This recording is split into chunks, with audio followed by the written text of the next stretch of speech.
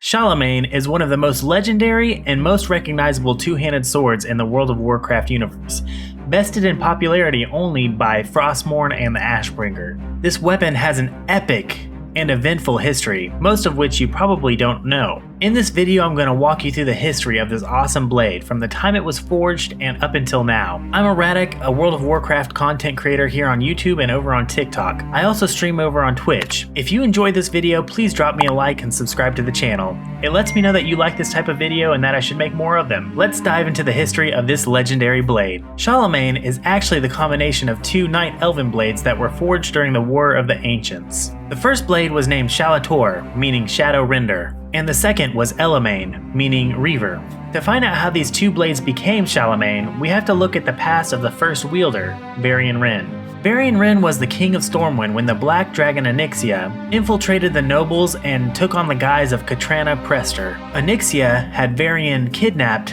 and performed a ritual on him that separated Varian into two separate people. One of the variants was strong-willed, while the other was passive and easily manipulated. The two Varians suffered severe memory loss, and the strong-willed Varian was enslaved by the Horde. He became a renowned gladiator and eventually escaped his captors. The two Varians eventually found each other and were gifted the two elven blades, Shalamayne and Shalamayne, by Jaina Proudmoore. The Varians then confronted Onyxia. During the fight, she inadvertently combined the two Varians into one, which also magically merged the two blades into Shalamayne.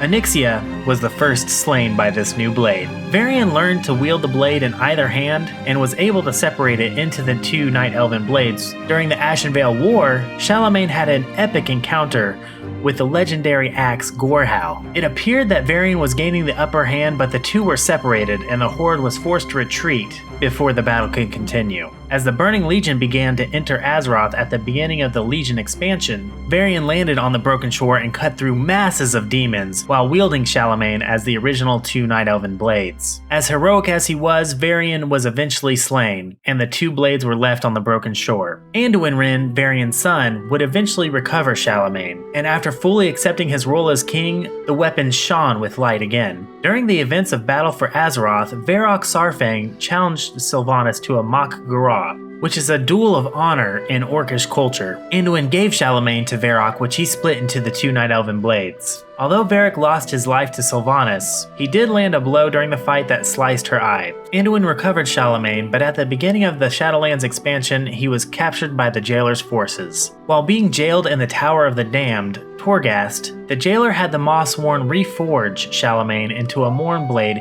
even more powerful than Frostmourne. This Mourn blade was called Kingsmourne. The Jailer infused Kingsmourne with the soul of Arthas Menethil, which empowered it with the domination magic it needed to control Anduin. Anduin proceeded to collect the Covenant sigils with Kingsmourne in hand, first heading to Elysian Hold. He nearly killed the Archon to extract her sigil. Anduin then headed to Ardenweald, where he used Kingsmourne to extract the sigil of the Winter Queen from the heart of the forest. Champions of Azeroth brought the sigil of the Primus to Torghast, where the Runecarver was being held. It was revealed that the Runecarver was actually the Primus himself. The Jailer and Anduin showed up, and Anduin used Kingsmourne to steal the sigil of the Primus. Anduin and the Jailer then headed to Zereth Mortis, where he used Kingsmourne to dominate an oracle who opened a way for them to reach the sepulchre of the First Ones. Some mall-walking champions of Azeroth pursued Anduin and the Jailer to the sepulchre and confronted Anduin. After a hard-fought battle, Anduin plunged Kingsmourne into the ground at the whim of the Jailer, and the sword began draining Anduin's soul. The previous wielders of Shalamayne, Varian and Varrock,